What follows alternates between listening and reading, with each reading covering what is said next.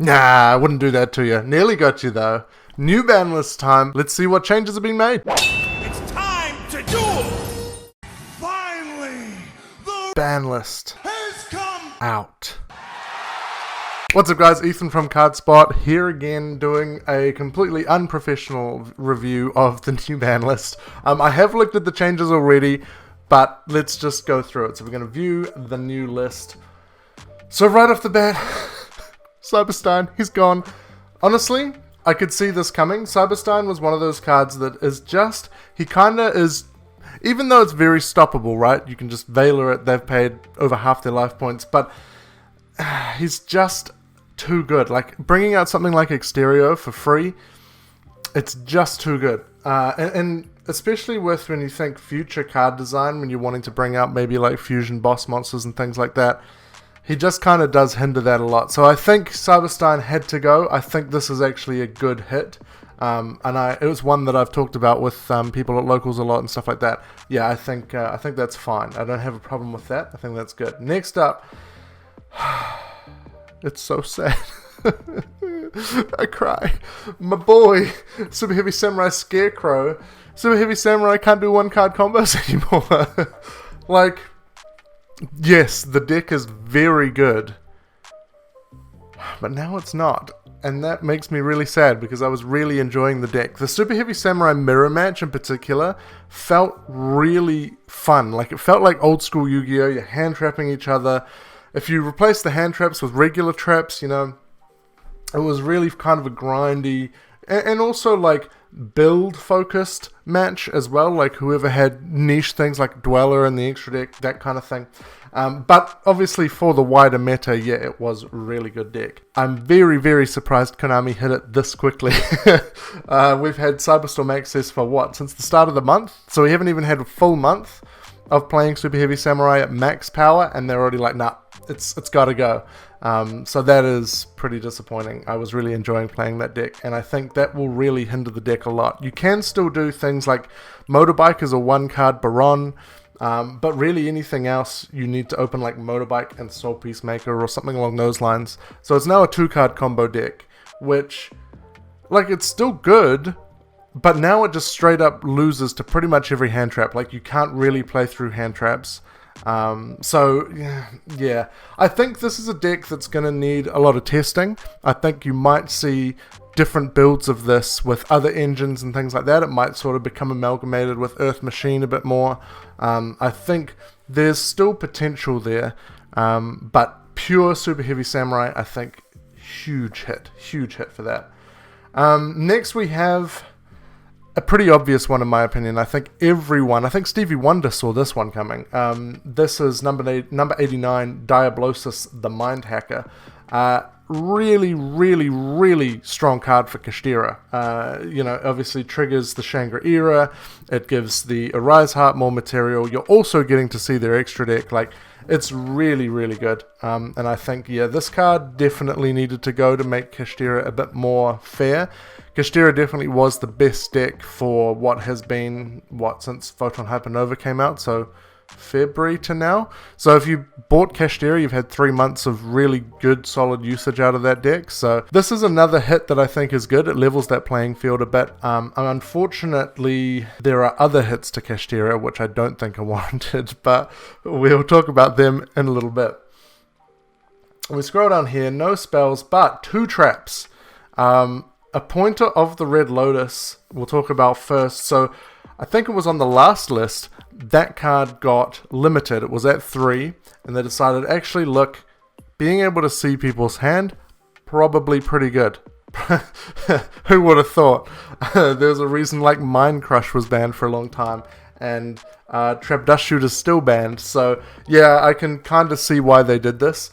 I'm not too sad about this. I mean, it was at 3, people were playing it. They put it to 1, people were still playing it. Now they've had to ban it because it is just really, really good. And then Branded Expulsion, obviously, to try and hinder the shenanigans with Gimmick Puppet Nightmare. But they can still do it with the fusion. So they can still do that. It just makes it a little bit less direct, a little bit harder for them. But I mean, Branded really hasn't had any hits this whole time. Like, I don't see this being a huge thing for them. I mean, it is straight up like Branded loses to Ash. Like that is a fair comment. I think Branded will still be around. It's still a reasonably cheap deck. And look, if you bought 3 of the Branded structure decks like this time last year, you've eaten really well, because you've got a year out of that deck just constantly getting more and more support, and this is really the only hit that it's had on the ban list that I can think of. So yeah, I think I'm in favor of this. I would have preferred if they just straight up banned Gimmick Puppet Nightmare, because it's one of those cards that nothing else is playing it, so you're not really hurting anything if you ban it, and then their options to do shenanigans are ones like Ra's Disciple and things like that, where if you get rid of it, you can still do your stuff. That's the problem with Gimmick Puppet Nightmare. If you get rid of it from your field, you still can't special summon. So it's like, okay, it's pretty screwy. So I would have preferred a ban on Nightmare, if I'm honest. But I guess we'll take what we can get. So that is it for the newly banned cards. So 1, 2, 3, 4, 5 cards banned. Let's see what was moved to limited. So first off, should be no surprise to anyone, right? It was unlimited on Master, or not unlimited, but it was put to limited on Master Duel. It was put to limited in the OCG. There's a Fire Duelist pack coming out very soon, and there's Volcanic support coming out later in the year. What better card to help all of this than Blaster? So this makes a lot of sense, and another card that I think really obvious to anyone to see coming. It obviously, it's a Dragon Ruler. There's not a whole lot to say about it. We all know why it was banned, and I think the reasons for it being unbanned are really, really obvious. I'm in favor of it. I think Blaster at 1 doesn't really do anything. It now makes me want to try like ticking Blaster and Tempest in Kashtera for shenanigans just for level 7 spam. But I know that's not going to be any good. But yeah, so that's I think a pretty easy card to come back to 1. So I don't think there's too much to say about that. Well, next up, Mathmech Circular. This guy, I think this is good. Mathmech was very strong. And I think this is a solid consistency hit to the deck. Obviously the deck is still playable. They didn't straight up ban it. I think this is probably the right call for the deck. I think it just limits how many starters they've got and their accessibility to it. Yeah, I'm in favor of this. I don't know a huge amount about Mathmech, but yeah, from what I do know, I think this is nice. The deck wasn't crazy, but it's just kind of leveled it out. This list is very much reminiscent of, I think it was the January 2020 list, where they just kind of leveled the playing field really hard out. So I think it's good. Next up, this one is a weird one to me. Psy-Frame Gear Gamma. I feel like it's been a really long time since Konami hit like staple cards, and they've done it twice on this list. So Gamma going to 1. Obviously Gamma was a really good hand trap. Very strong for the likes of Pearly and Super Heavy Samurai, because especially with Super Heavy Samurai, like you can activate your bike, you're not committing any cards to the field, and if they Ash or Droll or anything like that, you can Gamma them, which is really nice.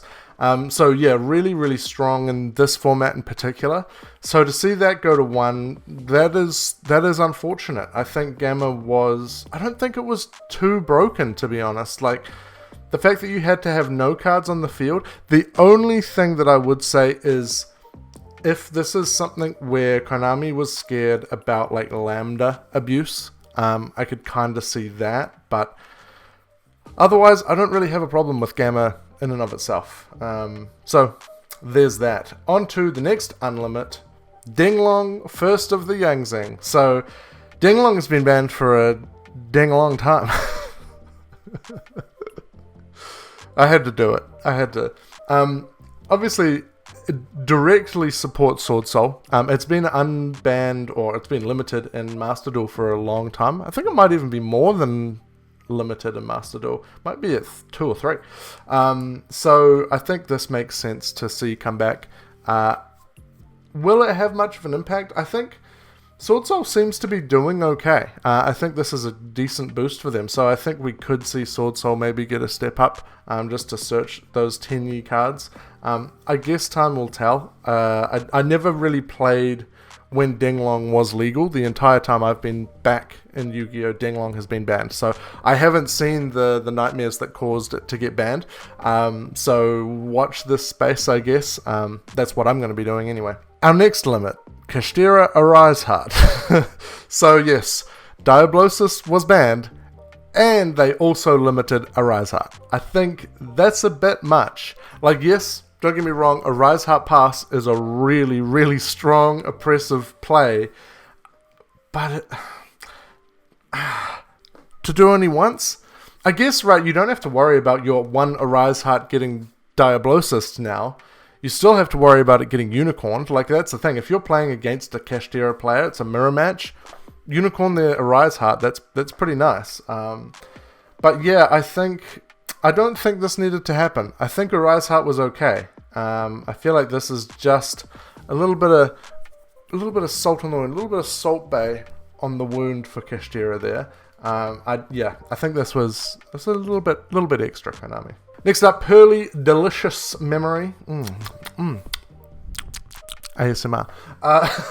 From what I know about Pearly, probably another good consistency hit more than anything. Pearly, there was a lot of hype for.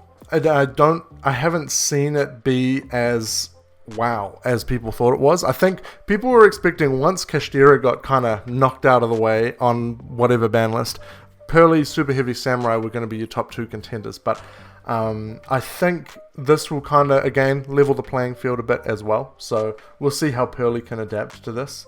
And then finally, limit on Naturia, Sacred Tree. I think this is a hit to the Naturia Runic deck. And again, just a consistency hit. I don't think it really does that much, to be honest. Like, I think the deck is still very strong, even with the tree at 1.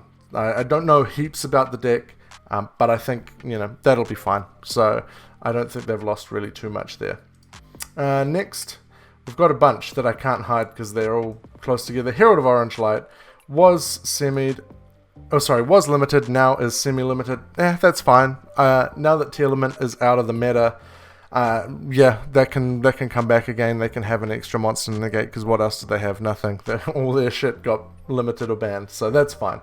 Kashtira Unicorn, I really like this hit. Konami is actually using the semi-limited list again, by the looks of it. This is really nice. So if they had banned Diablosis and semi Unicorn, or even limited Unicorn, I would be happy, but they had to limit Arise Art as well.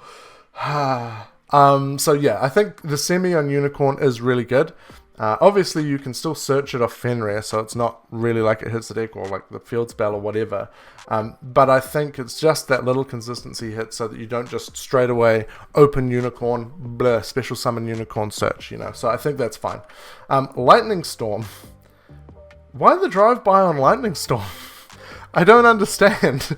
I haven't really seen decks play Lightning Storm of late.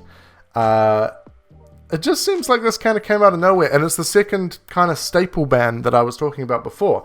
I think, sure, if I was to go after a card that people are playing a lot of, I think I would have gone for like Triple Tactics Talent over Lightning Storm. Lightning Storm just kind of seems a bit out of the blue, but okay, sure, I guess. Next, in another cluster, Runic Fountain goes to 2. Just another consistency hit for Runic Naturia. That's fine. Engage comes back to 2 from 1. So they're giving Sky Striker a little extra something. I know there is more Sky Striker cards coming out later in the year, perhaps. I'm pretty sure they're only an OCG at the moment. So I guess perhaps they just want to give Sky Strikers a little bit of a boost. And Sprite Starter at 2 as well. I mean, the semi-limits are basically just consistency hits, right? Apart from Engage, which is just giving a consistency boost. But everything else, I think, was just hit the consistency so that they just don't open it all the time. I think it's fine. I'm really happy with how they're using the semi-limit list again, because for a long time, like, look, if you take off what was here, it was Malicious and Desires, and that was it. Everything else here has just been added. So yeah, I think this is a good call. All right, down to the unlimits. So we start off with Steam the Cloak. Did nothing at 1. Coming to 3, I mean, it's a boost for literally Blackwings and nothing else. Same with Birdman, has done nothing for Gears at 1, so that's fine. I remember there was, I think, an OTK or FTK back in the day with Birdman, which is why it got limited. But I honestly don't think that we need to really worry about that too much these days. Samsara Lotus, straight up, was banned and has gone to 3. I'm not sure what Samsara got banned for.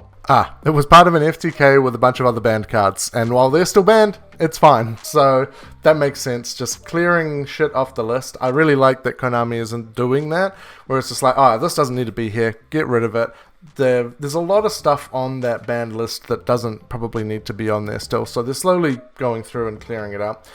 Spiral Quick Fix was limited. I don't think it'll do anything at 2. I don't think Spiral's really doing much, so that's fine. Recital Starling was at 2, and now it's at 3. Sure, I still don't think that's going to do anything either. I don't think there's any kind of support for them coming out or anything like that, so they're fine. Yeah, Draco Face-Off, same thing really. It's like this deck hasn't done anything for so long. These cards are just sitting here collecting dust on the list. I think, yeah, it's perfectly fine to just yeet them back to unlimited status. And Sky Striker, again, get to eat well with a multi-roll. So going from limited to 3. So Sky Striker actually comes out really nice on this list, getting an extra engage and 2 more multi-rolls. So there we go. That's the May 23 list. Overall, my thoughts are, I think it's a really diverse list. I think there's some random hits out of nowhere. Lightning Storm. But overall, I think it's an okay list. Some good consistency hits using that semi-limited list again. A little bit too harsh on Kishdera, but it is what it is. I'm sad for my Scarecrow boy, but it was a really good deck, so it probably needed something to be hit. So I think everything is on a pretty level playing field. We're going to just have to wait and see, let people cook, see what comes out, and see if we can find some nice tasty new strategies.